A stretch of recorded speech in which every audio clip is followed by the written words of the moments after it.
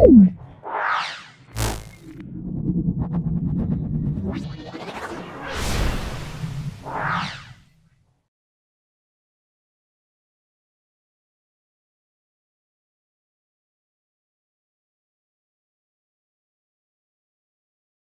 Lalgopal high school solve করছি।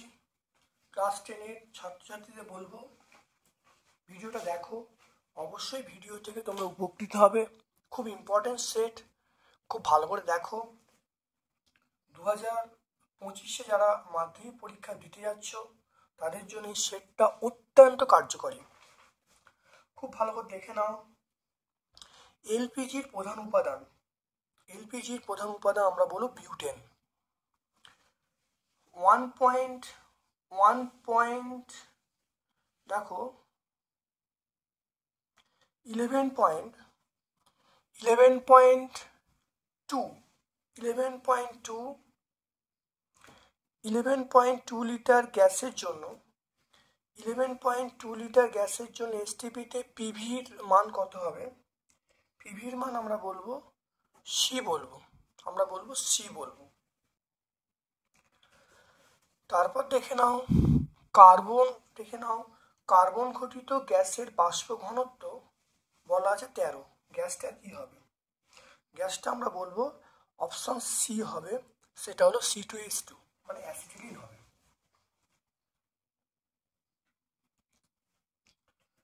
তারপর দেখে নাও কঠিনের ঘনত্ব উষ্ণতা বৃদ্ধির সঙ্গে সঙ্গে কঠিনের ঘনত্ব উষ্ণতা বৃদ্ধির সঙ্গে সঙ্গে হ্রাস পায়।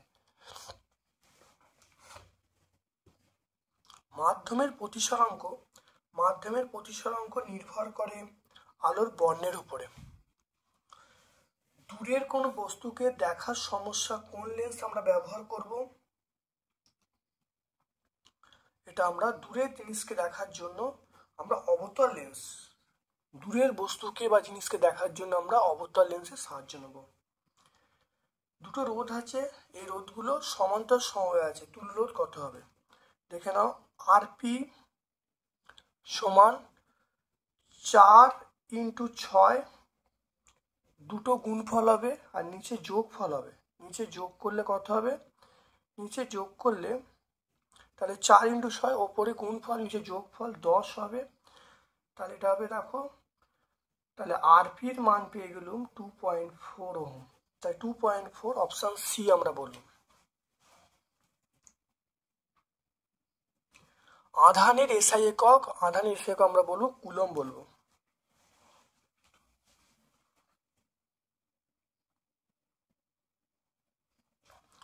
নিউক্লিয় বলের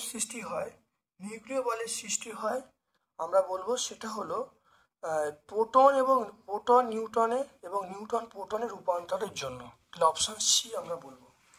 কোনটা পর্যায়গত ধর্ম নয়? পর্যায়গত ধর্ম নয় আমরা বলবো তেজস্ক্রিয়তা। তাহলে তেজস্ক্রিয়তা আমরা বলবো পর্যায়গত ধর্ম নয়, না এটা পর্যায়গত ধর্ম নয়। তারপর দেখো নাইট্রোজেন অণুতে উপস্থিত সমযোজী বন্ধন কটা? এটা আমরা বলবো সমযোজী বন্ধন সংখ্যা কটা হবে? 3টে। তড়িৎ বিশ্লেষ্য নয়, এটা আমরা বলবো গ্লিসারিন।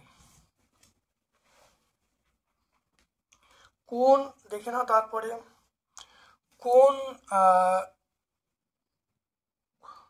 কোন গ্যাসটিকে শনাক্ত করতে নেজলার বিকারক ব্যবহার করা হয়? অ্যামোনিয়াকে, NH3। তারপর দেখো থার্মিট পদ্ধতিতে নিষ্কাশন করা হয় ক্রোমিয়াম, লোহা, Mn সবগুলি। এটা আমরা সবকটি বলবো। চলে এসো এরপরে অ্যাসিটনের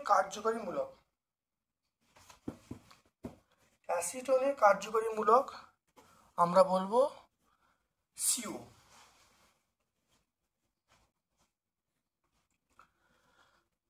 জ্বালানি তাপীয় মূল্যের একক আমরা বলবো জুল পার কেজি। অনেকে কেউ কিলোজুল লেখে, তাহলে যাই হোক লিখবে তোমরা জুল পার কেজি। ক্লোরোফ্লোরোকার্বনের কোন পরমাণু থাকে? এটা হলো ক্লোরিন মুক্ত মূলক, এটা সবচেয়ে ভালো হয় ক্লোরিন ক্লোরিন মুক্তমূলক। খুব ভালো হয়, তোমরা লিখবে ক্লোরিন মুক্তমূলক। ওজোন স্তরের ঘনত্ব মাপার একক আমরা বলবো ডপসন। ডপসন বলবো। কোন উষ্ণতায় গ্যাসের অণুগুলি গতিশক্তি শূন্য হয়, সেটা আমরা 0K বলবো, বা আমরা -273°C বলবো। সত্য মিথ্যা বলতে বলেছে। দেখো, নির্দিষ্ট উষ্ণতা ও চাপে কোনো আবদ্ধ পাত্রে রক্ষিত গ্যাসের অণুগুলির বেগ সমান হয়। নির্দিষ্ট উষ্ণতা ও চাপে আবদ্ধ পাত্রে রক্ষিত অণুগুলির বেগ সমান হয়, এটা আমরা মিথ্যা বলবো, সমান হয় না। কঠিনের প্রসারণ গুণাঙ্ক কটা? কঠিনের প্রসারণ গুণাঙ্ক আমরা বলবো 3 প্রকার। 3 প্রকার। আলোকের বিচ্ছুরণের জন্য দায়ী, আলোকের বিচ্ছুরণের একটি প্রাকৃতিক উদাহরণ আমরা বলবো রংধনু বা রামধনু। রংধনু।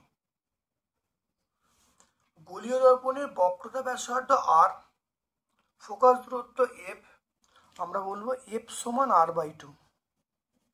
f সমান r/2।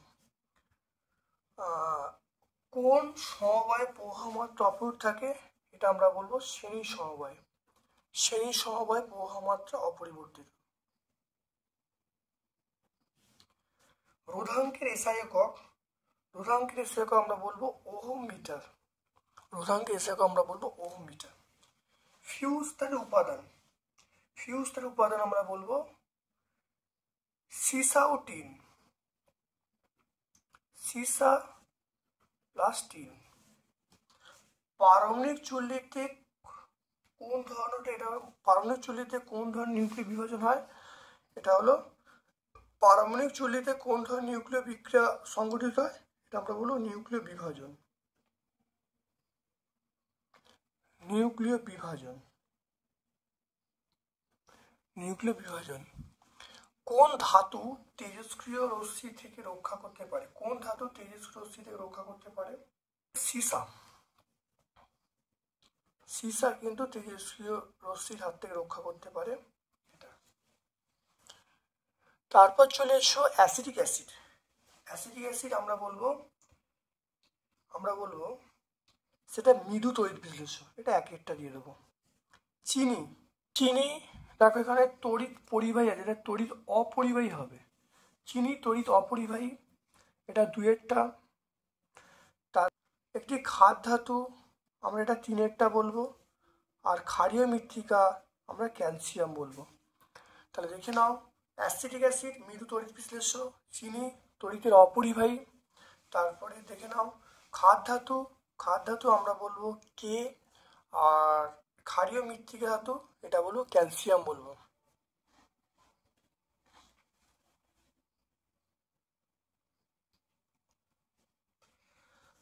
দেখে নাও, সমযোজী যৌগের নাম বলো যা তড়িৎ পরিবহন করে, এটা আমরা বলবো HCl বলবো। HCl আমরা বলবো তড়িৎ পরিবহন করে। লোহার চামচের উপর তামার প্রলেপ দিতে হলে ক্যাথোড অ্যানোড কি ব্যবহার করবে? আমরা লোহার চামচ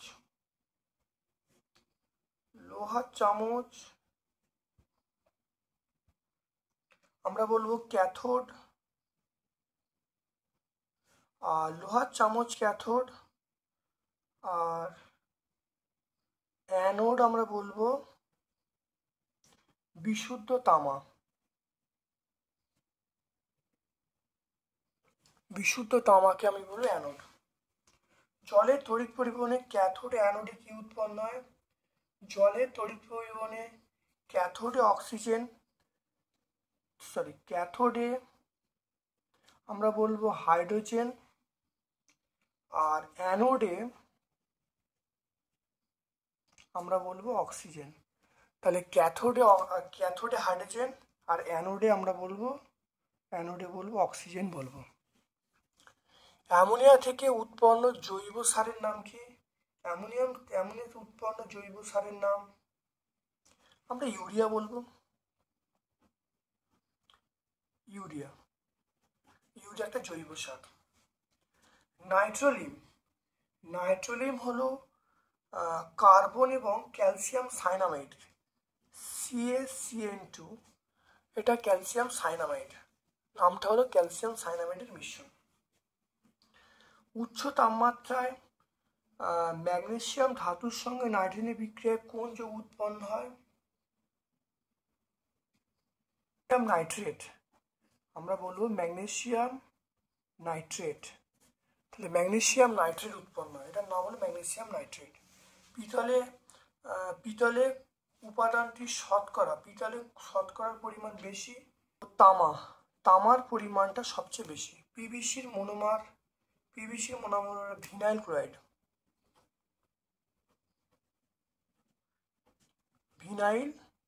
ক্লোরাইড।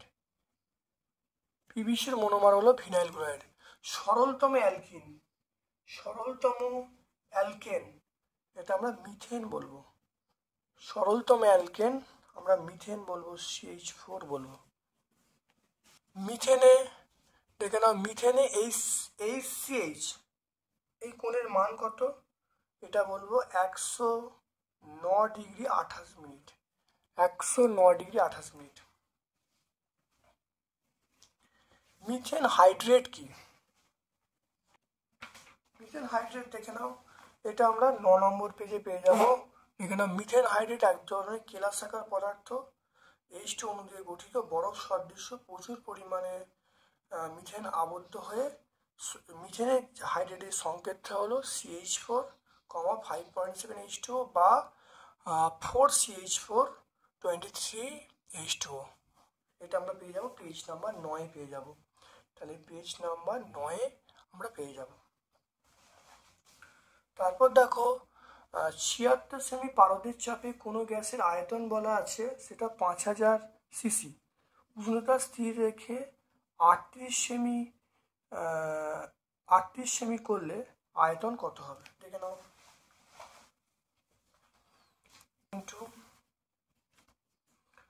এখানে P1 বলা আছে প্রাথমিক চাপ 76 সেমি Hg।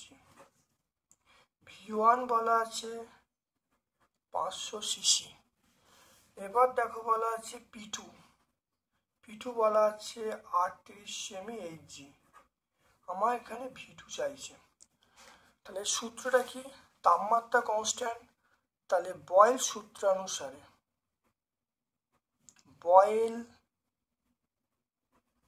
সূত্রানুসারে আমরা বলবো P1 V1 সমান P2 V2। এখান থেকে V2-র মান পেয়ে গেলাম। V2 মানে P1 V1 by P2। P1 এর মান কত? P1 এর মান 76, V1 এর মান 500, P2-র মান 38। এটা কাটাকুটি করলে 2, তাহলে V2-র মান পেয়ে গেলাম 1000। তাহলে অতএব অন্তিম আয়তন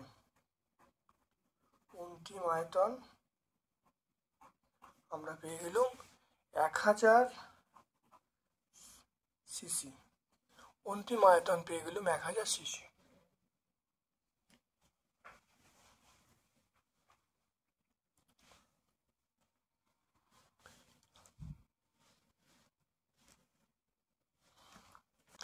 এসটিপিতে 91 সেমি কিউব আয়তনের কোনো গ্যাসকে উত্তপ্ত করলে তাপমাত্রা 27 ডিগ্রি সেন্টিগ্রেড হলো। চাপটা অপরিবর্তিত থাকলে গ্যাসের আয়তন কত হবে? গ্যাসের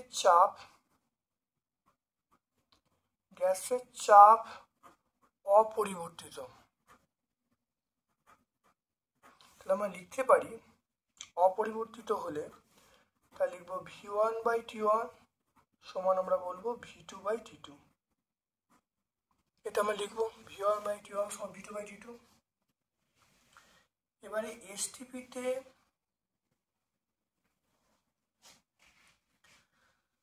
তাহলে এখানে দেখো V1 এর মান দেখো দেয়া আছে, V1 এর মান দেয়া আছে 91 সেমি কিউব। আর T1 মানে এসটিপি মানে 0°C 273 কেলভিন। ঠিক আছে, এবার দেখো তাপমাত্রা T2 বলা আছে, তাপমাত্রা T2 বলা আছে 273 + 27। আমরা কত বলবো? 273 + 27 করলে আমরা বলবো 300 K, আমরা বলবো 300 K। তাহলে V1 এর মান আমরা পেয়ে গেলাম 91, T1 এর মান আমরা পেয়ে গেলাম 273, V2 এর মান চাইছে, T2 এর মান আমরা 300 বলে দেবো। এখানে দেখে নাও, তাহলে V2 এর মান যেটা বেরোবে, তাহলে 91 × 300 বাই আমরা বলবো 273 বলবো, 91 × 300 বাই 273 করবো।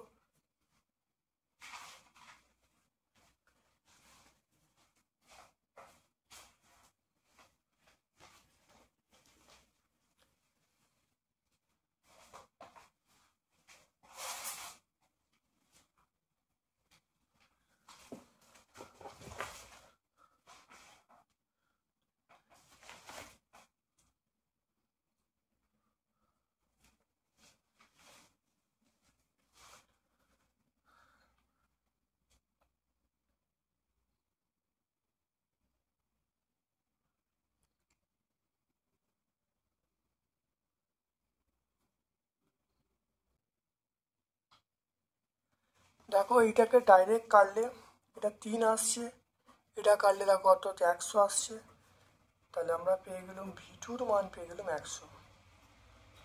অতএব আয়তন সমান 100 সেমি কিউব। একটু ভালো করে দেখে নাও, খুব ভালো করে দেখে নাও। গ্যাসের চাপ অপরিবর্তিত বলা আছে, তাই সূত্রটা হবে V1/T1 = V2/T2। এসটিপি কে বলা আছে, এসটিপি মানে 0 সেন্টিগ্রেড, 0 সেন্টিগ্রেড মানে 273। V1 দেখো 91 সেমি কিউব বলা আছে। T2 মান দেখো তাপমাত্রা দেখো 27°C করা হলো, তাহলে 27 ছিল, 27-এর সঙ্গে 273 যোগ করলে 300 কেলভিন। এবার দেখো মানগুলো বসিয়েছি, V1, T1, T2 সব মান বসিয়েছি। এখানে দেখো আমি V2 মান পেয়ে গেছি, কত হবে? 100 সেমি কিউব। লেন্সের আলোক কেন্দ্র কাকে বলে? আমরা লেন্সের কোনো তলে আলোকরশ্মি আপাতিত হয়ে প্রতিসরণের পর বিপরীত তল থেকে আপাতিত রশ্মি সমান্তরালে নির্গত হলে, তাহলে লেন্সের প্রধান অক্ষকে যে বিন্দু ছেদ করে তাকে আলোক কেন্দ্র বলে। দেখে নাও, এটা ছবিটা আঁকবে, পেজ নাম্বার 42 তোমরা পেয়ে যাবে।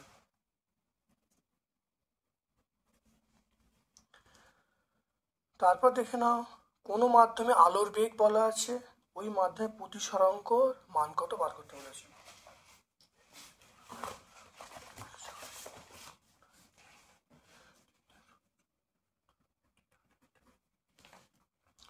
আমরা জানি মিউ সমান c/v, তাহলে শূন্য মাধ্যমে আলোর বেগ 3 × 10⁸, আর ভি এর মান কত? ভি এর মান হলো 2 × 10⁸, এটা কেটে গেল, তাহলে মিউ সমান পেয়ে গেলাম 3/2, তাহলে মিউ সমান 1.5। অতএব মাধ্যমের প্রতিসরাঙ্ক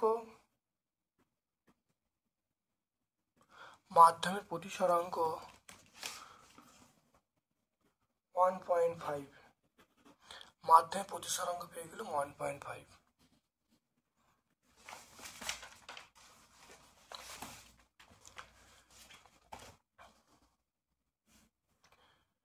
তারপর দেখে নাও, পরিবাহী রোধ কোন কোন বিষয়ের উপর নির্ভর করে।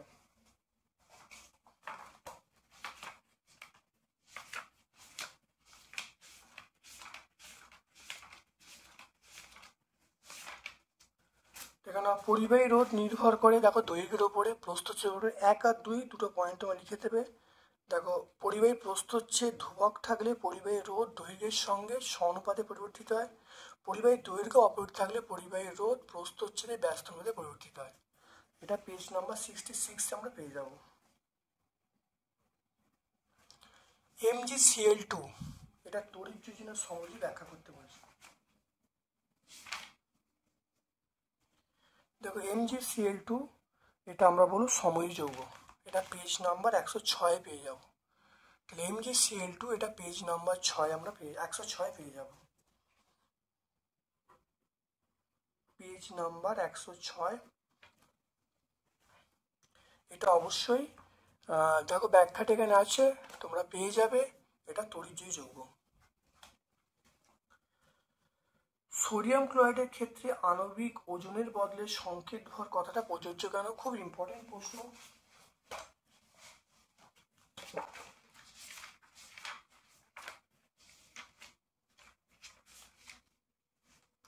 এটা আমরা এইখানে পাবো 102 পেজে পাবো, দেখে নাও। 102 পেজে উত্তরটা পাবো, এখানে দেখে নাও। দেখো আছে, পরিষ্কার আছে, দেখে নাও, উদাহরণ দিয়ে এখানে আছে।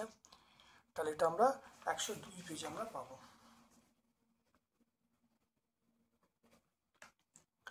তারপর দেখো সমযোজী ও তড়িৎজয়ী যৌগের পার্থক্য বলতে পারছি। মনে রাখবে তড়িৎজয়ী যৌগ মানে আমরা বলবো আয়নীয় যৌগ। তাহলে আয়নীয় যৌগ আর সমযোজীর পার্থক্য আমরা পেয়ে গেলাম, এখানে আমরা পাবো। এইটা মনে রাখবে আয়নীয় যৌগ মানে তড়িৎজয়ী যৌগ। এটা 107 পেজে আমরা পাবো, পেজ নাম্বার 107।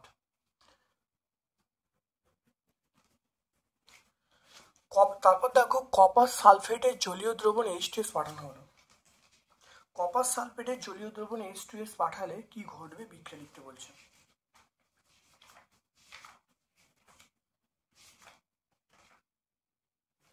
দেখো কপার সালফেটের জলীয় দ্রবণ দেখে নাও। কপার সালফেটের জলীয় দ্রবণে H2S পাঠালে কালো বর্ণের কপার সালফাইড উৎপন্ন হবে। বিক্রিয়াটা CuSO4 প্লাস H2S সমান CuS প্লাস H2SO4। এটা আমরা পেজ নাম্বার 123-এ পাবো। জিঙ্ক ব্লেন্ডকে জিঙ্কের আকরিক ও খনিজ দুটি বলা হয় কেন? পেয়ে যাব। দেখো জিঙ্ক ব্লেন্ড হলো প্রকৃতিজাত কঠিন ধাতব যৌগ, যা ভূপৃষ্ঠে বা খনিতে পাওয়া যায়, তাই একে আমরা খনিজ বলবো। আবার জিঙ্ক ব্লেন্ড থেকে সহজ এবং লাভজনক উপায়ে উচ্চমানের জিঙ্ক ধাতু নিষ্কাশন করা যায়, তাই একে আকরিকও বলা যায়। সুতরাং জিঙ্ক ব্লেন্ড একধারে খনিজ, অপরদিকে আকরিক। এটা আমরা পাবো তোমার 6/412 পেজে।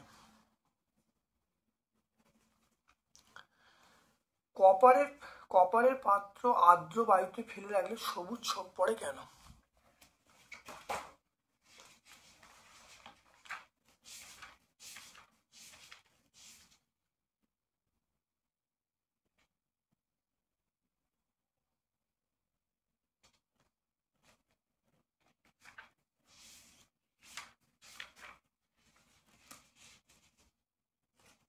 দেখে নাও।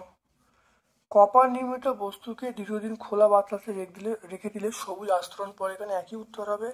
আমরা এখান থেকে আর্দ্র বায়ু থেকে শুরু করব, এই পর্যন্ত লিখলে উত্তর চলে আসবে। এখান থেকে এই পর্যন্ত লিখলে উত্তর চলে আসবে, কারণ একটা বেসিক কপার কার্বনেটে একটা আস্তরণ পড়ে যেটা সবুজ বর্ণের হয়। এটা আমরা 6/431-এ পাবো। তারপর দেখো সমবয়বতা কাকে বলে উদাহরণ দিতে বলছে।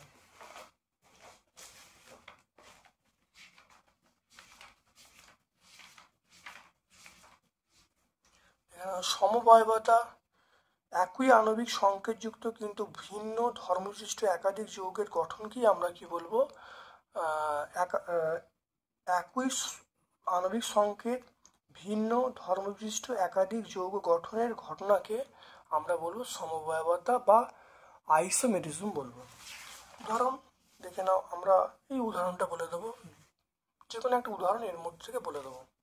তাহলে 139, 140 পেজে তোমরা পাবে।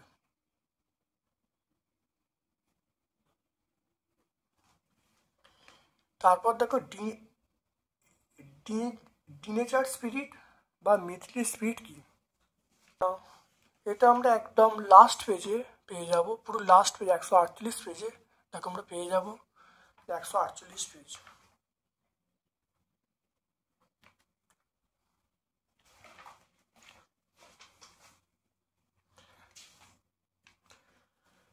তারপর দেখে নাও উষ্ণতার পরম স্কেল অনুসারে, দেখো উষ্ণতার পরম স্কেল অনুসারে চার্লসের সূত্রে গাণিতিক বিশ্লেষণ দিতে বলছেন। পরম উষ্ণতার সাহায্যে চার্লসের সূত্রে প্রকাশ। দেখে নাও V1 সমান V0 1 প্লাস T1 বাই 273। এখান থেকে আসছে V1 সমান আমরা বলবো T1 বাই 273 V0। তারপর দেখো আমরা চলে আসছি, এখান থেকে চলে আসছি, দেখো V2 সমান পেয়ে যাবো, দেখো V0 1 প্লাস T2 বাই 273। তাহলে চলে আসছি V2 সমান আমরা বলবো T বাই 273 V0। তাহলে এখান থেকে আমরা বলতে পারি দুটো সমীকরণের সাহায্যে V1 বাই V2 সমান T2 বাই T1। তাহলে V1 বাই T1 সমান T2 বাই T1। তাহলে আমরা এখান থেকে আসতে পারি V1 বাই T সমান কনস্ট্যান্ট। তাহলে পেজ নাম্বার 13-14 পেয়ে যাব। এটা পেজ নাম্বার 13 থেকে 14 আমরা উত্তরটা পেয়ে যাব।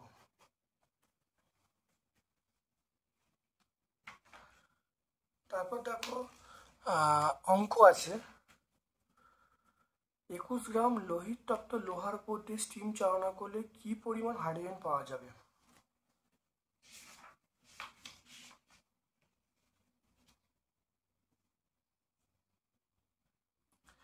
এবং এখানে বলেছে এসটিভিতে তার আয়তন কত হবে। দেখে নাও ভালো করে, বিক্রিয়াটা লিখছি Fe প্লাস H2O আমরা সমান দেবো, এটা Fe3O4 প্লাস H2। এটা ব্যালেন্স করলে এখানে 3 হবে, এখানে 4 হবে, এটা 4 হবে, এটা হলো, দেখে নাও। এরপরে আমরা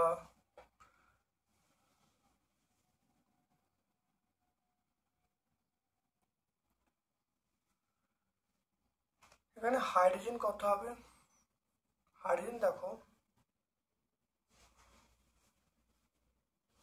হাইড্রোজেন মানে 4 × 2 সমান আমরা 8 গ্রাম বলবো। লোহা এখানে 3 × 56 গ্রাম বলবো। তাহলে দেখো বলা আছে 3 × 56 গ্রাম, 3 × 56 গ্রাম লোহা থেকে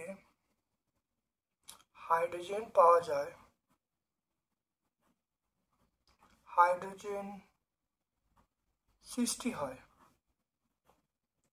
হাইড্রোজেন সৃষ্টি হয় কত, 8 গ্রাম।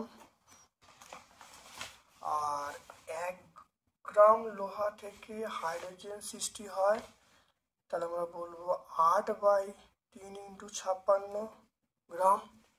আর এখানে কত বলা আছে কোশ্চেন, 21 গ্রাম বলা আছে। তাহলে 21 গ্রাম লোহা থেকে হাইড্রোজেন সৃষ্টি হয় কত, তাহলে 8 × 21/3 × 56। এটা কাটাকুটি করছি 7, এটা কাটাকুটি হচ্ছে 3 কেটে গেল, তাহলে কত হবে 1 গ্রাম। তাহলে অ্যান্সার পেয়ে গেলাম 1 গ্রাম। দেখো দেখে নাও ভালো করে, খুব ভালো করে মন দিয়ে দেখে নাও। 3 × 56 গ্রাম, 3 × 56 গ্রাম লোহার থেকে হাইড্রোজেন পাওয়া যাবে 8 গ্রাম। একে বার করলাম, তাহলে 8/3 56। আর এখানে বলা আছে কত, 21 গ্রামে বার করেছি, করলে দেখো কাটাকুটি করেছি, করলে দেখো 1 গ্রাম পেয়ে গেলাম। তাহলে হাইড্রোজেন পাওয়া যাচ্ছে 1 গ্রাম।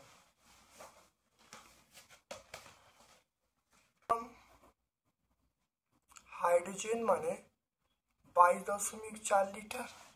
তাহলে 1 গ্রাম হাইড্রোজেন মানে 22.4/2, তাহলে এটা কত হবে 11.2 লিটার। তাহলে অ্যান্সার পেয়ে গেলাম, একটা 1 গ্রাম আর একটা হলো 11.2 লিটার। তারপর দেখে নাও কত গ্রাম, দেখে নাও কত গ্রাম KClO থেকে উত্তপ্ত করলে 2.5 গ্রাম হাইড্রোজেন সম্পূর্ণ জারিত হয়ে জলে পরিণত হবে। এবার তোমরা দেখো 4.2 এর অঙ্কটা দেখে নাও। 4.2 এর অঙ্কটা দেখে নাও। 4.2 এর অঙ্কটা ভালো করে অঙ্কটা পড়ে নেবে। সেখানে দেখো এখানে দেখো হাইড্রোজেন কটা 2 × 2, তাহলে 2 মানে 4 গ্রাম হাইড্রোজেন 32 গ্রাম অক্সিজেনের সঙ্গে বিক্রিয়া করে, কারণ এখানে দেখো 4 গ্রাম, এখানে 32 গ্রাম, তাহলে 4 গ্রাম 2 × 2 মানে 4 গ্রাম হাইড্রোজেন, 4 গ্রাম হাইড্রোজেন 32 গ্রাম অক্সিজেনের সঙ্গে বিক্রিয়া করে, তাহলে 1 গ্রাম একে কত আর দেখো বইয়ে দেওয়া আছে 2.5 গ্রাম হাইড্রোজেন, এখান থেকে দেখো ক্যালকুলেশন করলে 20 গ্রাম পেয়ে গেলাম। এবার দেখো KClO3 কে বিক্রিয়া ঘটনা হচ্ছে, বিক্রিয়া ঘটনা করে দেখো KClO3 মানটা হলো কত, এটা হলো আণবিক ভরের মান 245। আর এখানে দেখো অক্সিজেন কত 32, O2 মানে 32, তাদের 3 গুণ করে 96। তাহলে দেখে নাও 96 গ্রাম অক্সিজেন তৈরি করতে KClO3 প্রয়োজন 245 গ্রাম। আর একে কত, আর আমার যে 20তে বেরিয়েছে সেই 20তে বার করলে দেখো আমি পেয়ে যাচ্ছি 51.04। তাহলে অ্যান্সার পেয়ে গেলাম 51.04। Thank you. চলে এসো দেখো, তারপরে চলে এসো তরলপূর্ণ পাত্রকে হঠাৎ উত্তপ্ত করলে প্রথমে জলতল কিছু নেমে যায়, তারপরে আবার ওঠে, ব্যাখ্যা করতে বলছে। আপাত প্রকৃত প্রসারণ গুণাঙ্কের মধ্যে কোনটা নিজস্ব ধর্ম? অবশ্যই আমরা বলবো প্রকৃত প্রসারণ গুণাঙ্ক। তাহলে এটা প্রথম দেখে নিই।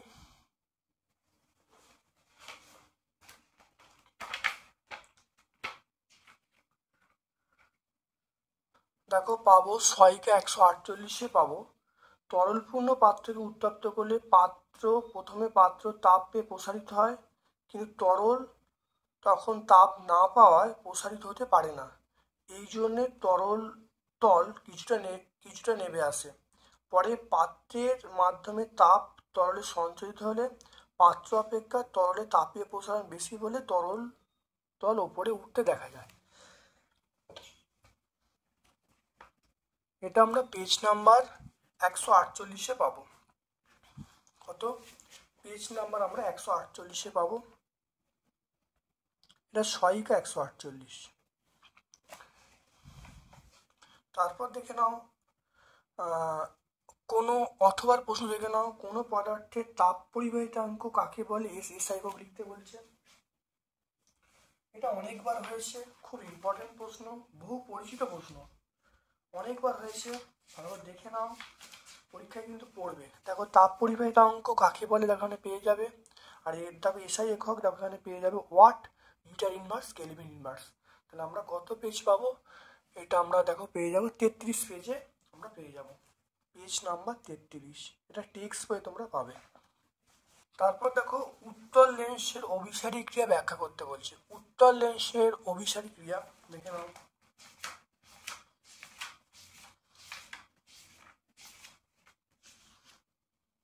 দেখে নাও উত্তল লেন্সের অভিসারী ক্রিয়া এই প্রধান অক্ষর থেকে শুরু করবে, অভিসারী লেন্স বলে। এটা পেজ নাম্বার আমরা 48-এ পেয়ে যাব।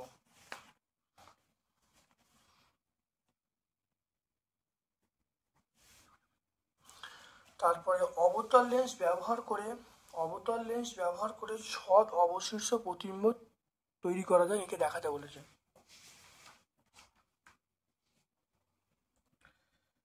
অবতল লেন্স ব্যবহার করে সৎ সমশীর্ষ প্রতিবিম্ব গঠন করতে রশ্মি আঁকতে বলছে। দেখে না ভালো করে, এই জিনিসটা আমরা আঁকবো। তারপর দেখো এক্ষেত্রে আলোক কেন্দ্র থেকে প্রতিবিম্ব দূরত্ব, আলোক কেন্দ্র থেকে বস্তু দূরত্ব বেশি না কম? এটা হলো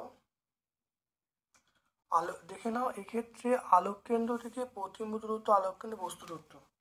দেখো বস্তুটাকে এখানে বসিয়েছি, তাহলে এখানে দেখো দূরে আছে আর প্রতিবিম্ব ফোকাসের ভেতরে, তাহলে ফোকাসের বাইরে বস্তু রেখেছি, প্রতিবিম্ব দেখো ফোকাসের ভেতরে তৈরি হয়েছে। এখানে ভালো করে সব কিছু লেখা আছে। এটা আমরা পেয়ে যাবো পেজ নাম্বার 50-এ পেয়ে যাব। দেখে নাও 3 সেন্টিমিটার দৈর্ঘ্যের বস্তুকে উত্তল 3 সেন্টিমিটার দৈর্ঘ্যের বস্তুকে একটি উত্তল লেন্সের সামনে সমশীর্ষ প্রতিবিম্ব পাওয়া গেল। প্রতিবিম্বের বিবর্ধন বলা আছে এবং প্রতিবিম্বের মধ্যে দূরত্ব বলা আছে।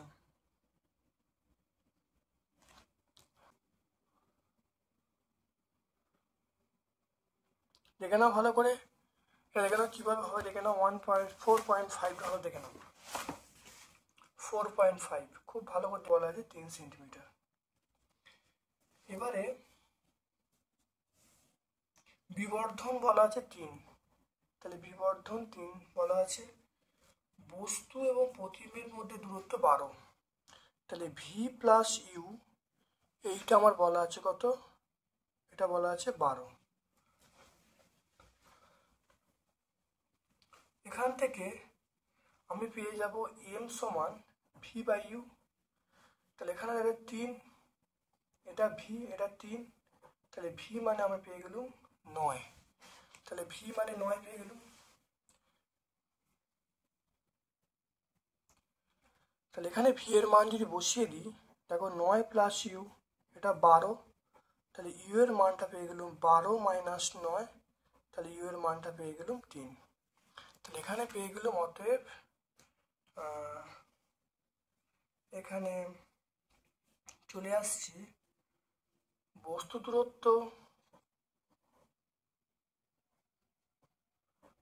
দূরত্ব আমরা 3 সেমি পেয়ে গেলাম, প্রতিবিম্ব দূরত্ব আমরা পেয়ে গেলাম 9 সেমি। দেখে নাও ভালো করে, খুব ভালো করে দেখে নাও। এম সমান ভি বাই ইউ। এবার দেখো এম এর মান আর ইউ এর মান বলা আছে, তাহলে ভি এর মান পেয়ে গেলাম। তাহলে আমরা কি বললাম, কি পেয়ে গেলাম, প্রতিবিম্ব দূরত্ব 9 সেমি পেয়ে গেলাম। এবার দেখো দুজনকার দূরত্ব একসঙ্গে, বস্তু এবং প্রতিবিম্বের যোগফল বলা আছে 12 সেন্টিমিটার। তাহলে এখান থেকে আমরা ইউ এর মান পেয়ে গেলাম, ইউ এর মান 3 সেন্টিমিটার, তাহলে বস্তু দূরত্ব পেয়ে গেলাম 3 সেন্টিমিটার। বৈদ্যুতিক যন্ত্রে আর্থিং কেন করা হয়, লাইট তারের বর্ণ কিরূপ, দেখে নাও। দেখো আর্থিং করার কারণ খুব ভালো করে দেখে নাও, এখানে লেখা আছে আর্থিং করার কারণ, খুব ভালো দেখে নাও। পেজ নাম্বার 250 আমরা সহায়িকায় পেয়ে যাব, সহায়িকায় এটা আমরা 250-এ পেয়ে যাব। লাইট তারের বর্ণ কেমন, বর্ণ আমরা বলবো বাদামি। তারপর দেখো বৈদ্যুতিক লাইন, একটা অঙ্ক আছে দেখে নাও। বৈদ্যুতিক বাতিকে 220 ভোল্ট মেইন লাইনের সঙ্গে যুক্ত করে 1 অ্যাম্পিয়ার তড়িৎ প্রবাহ ঘটে। বাতিটিকে যদি 110 ভোল্ট মেইন লাইনে যুক্ত করলে কত তড়িৎ প্রবাহ ঘটবে, দেখে নাও ভালো করে। এটা জানি, দেখো ভি এর মান বলা আছে, আই এর মান বলা আছে, ভি সমান আই আর, ভি এর মান আই এর মান বলা আছে, আর এর মান পেয়ে গেলাম। এবার আমরা করছি ভি সমান আই আর করছি, ভি সমান আই আর করলে এটা আমরা বলবো ভি বাই আর বলবো।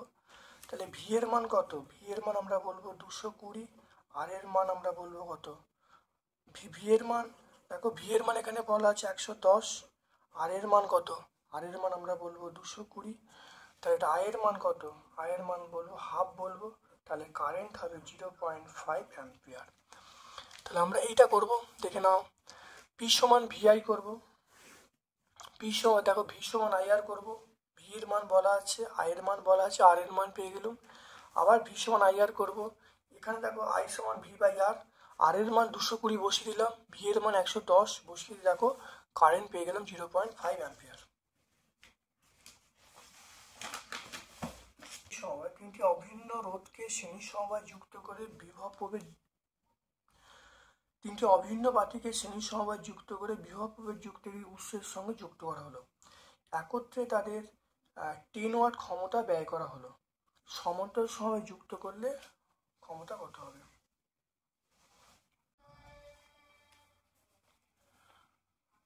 4.7। এখানে দেখে নাও, শ্রেণী সমবায় যখন থাকবে তখন তিনটে রোধের মান আমরা বলবো আর প্লাস আর প্লাস আর, তাহলে আর এর সমান আমরা 3R বলবো। এস মানে শ্রেণী সমবায়ের ক্ষেত্রে, তাহলে শ্রেণী সমবায়ের তুল রোধ আমরা বলবো আর এর সমান 3R। সমান্তরাল সমবায় আমরা বলবো R/3 বলবো। শ্রেণী সমবায় 3টা গুণ হবে, সমান্তরাল সমবায় 3টা ভাগ হবে। এবারে আমরা জানি পি সমান V square by R S, এটা শ্রেণী সমবায়ের ক্ষেত্রে। দেখো এখানে মানটা 10 বলা আছে, এখানে দেখো মানটা এখানে বসিয়েছি, আর এস এর জায়গায় দেখো মানটা বসিয়েছি, এখানে দেখো ভি স্কয়ার বাই আর মানটা পেয়ে গেলাম 30। এবার পি ড্যাশ মানে হলো সমান্তরাল সমবায়ে যে এর মানটা, সমান্তরাল সমবায়ে ক্ষমতার মানটা, এটা আমরা জানি V square by R P. এখানে দেখো আমরা জানি পি ড্যাশ সমান V square by R P, আরপির মানটা দেখো এখানে মানটা বার করেছি R/3, মানটাকে বসিয়ে দিয়েছি, বসে দেখো এখানে 3টা ওপর উঠে গেল, 3 ইন্টু ভি স্কয়ার বাই আর। তাহলে এখানে দেখো ভি স্কয়ার বাই আর এই মানটা দেখো আমি আগে বার করেছি, দেখো 30, দেখে নাও। তাহলে 3 into V square by R, 3টা উপরে উঠে গেল, 3 into V square by R, V square by R মানে 30 মানটা বসিয়ে দিয়েছি, তাহলে পি ড্যাশের মান পেয়ে গেলাম 90। 3 আর 30 গুণ করে 90 হয়, তাহলে ক্ষমতা কত হলো? ক্ষমতা হলো 90 ওয়াট। তো এখানে বলা হচ্ছে তেজস্ক্রিয়তা একটি পারমাণবিক ঘটনা, এটা বলতে হবে। দেখো তেজস্ক্রিয়তা একটি পরমাণু ঘটনা, এটা আমরা পেয়ে যাব টেক্সট বইয়ে 89 পেয়ে যাবো, 89 পেজ আমরা পেয়ে যাব। তাহলে এটা আমরা পেয়ে যাব কত? টেক্সট বইয়ে 89 আমরা পেয়ে যাব। তারপরে প্রশ্ন দেখো, এখানে বলা আছে তড়িৎ তড়িৎ ঋণাত্মকতা বলতে কি বোঝো? ওপর থেকে নিচে 1 নম্বর মৌলগুলি তড়িৎ ঋণাত্মক কিভাবে পরিবর্তিত হয় দেখে নাও। প্রথম থেকে নাও তড়িৎ ঋণাত্মকতা কাকে বলে? তড়িৎ ঋণাত্মকতা আমরা পেয়ে যাব, দেখে নাও। তড়িৎ ঋণাত্মকতা দেখো সঙ্গে এখানে বলা আছে অন্য কোনো মৌলের পরমাণু সমযোজী বন্ধনে আবদ্ধ থাকা অবস্থায় বন্ধন সৃষ্টির ইলেকট্রন জোড়কে মৌলের পরমাণুর দিকে আকর্ষণ করার ক্ষমতাকে আমরা বলবো তড়িৎ ঋণাত্মকতা। দেখো ওপর থেকে নিচে যদি নামা যায় তাহলে তড়িৎ ঋণাত্মকতা হ্রাস পায়, তাহলে আমরা বলবো হ্রাস পায়। এবার এখানে বলা আছে, এটা আমরা পেজ নাম্বার 102-এ পাবো, 102-এ পাবো। এখানে হ্রাস পায় এবং কোন 1 নম্বর গ্রুপে চলে এসো। তাহলে 1 নম্বর গ্রুপ এইটা, তাহলে উপর থেকে নিচে যখন আসবে তখন হ্রাস পাবে, তাহলে এর সবচেয়ে বেশি এর সবচেয়ে কম, আস্তে আস্তে এগুলো হ্রাসই পাবে। তারপর দেখো সন্ধিগত মৌলিক উদাহরণ দিতে বলছে।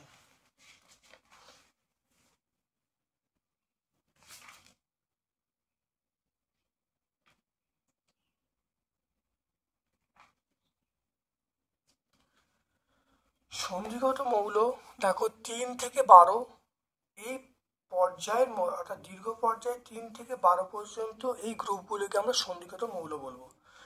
এর মধ্যে কপার, সিলভার, গোল্ড, ঠিক আছে। তাহলে 3 থেকে 12 পর্যায়ের এই মৌলগুলোকে, 3 থেকে 12 গ্রুপের মৌলগুলোকে আমরা সন্ধিগত মৌল বলবো। এটা পেজ নাম্বার 100 পেয়ে যাব। সন্ধিগত মৌলের কয়েকটা বৈশিষ্ট্য লিখতে বলছি। 1 নম্বর দেখো তীব্র ধনাত্মক হয়। নাম্বার 2 হলো অপরাধর্মী হয়, মানে ঋণাত্মক হয়। তাহলে দেখে নাও, এটা ধনাত্মক হতে পারে, ঋণাত্মক হতে পারে। সন্ধিগত মৌল অনেক সময় তরল হয় আর পরিবর্তনশীল যোজ্যতা দেখা যায়। তাহলে এখানে আমরা পরিষ্কার 100 পেজে সব পেয়ে যাব। ধাতব, তারপরে দেখো ধাতব পরিবাহী এবং তড়িৎ বিশ্লেষ্য পরিবাহীর মধ্যে পার্থক্য লিখতে বলছে।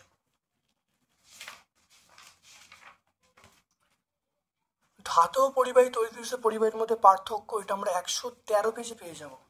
পেজ নাম্বার আমরা পেয়ে যাব 113 পেজে পেয়ে যাব। মৌলিক পদার্থ তড়িৎ বিশ্লেষণ করতে পারে কি?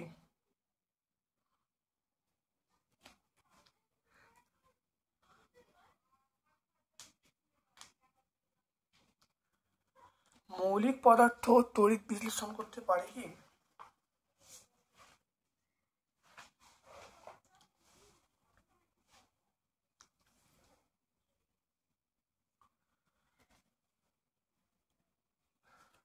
যেমন পারদ, দেখে নাও, পারদ একটা মৌলিক পদার্থ, এইচজি মৌলিক পদার্থ, তাহলে কিন্তু তড়িৎ পরিবহন করতে পারে, তাহলে বলে মৌলিক পদার্থ তড়িৎ পরিবহন করতে পারে।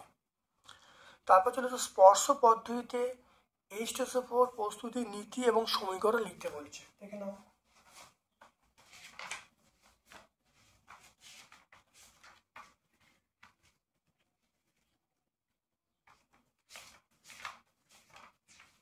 স্পর্শ পদ্ধতি আমরা 127 পেজে পরিষ্কার পেয়ে যাব।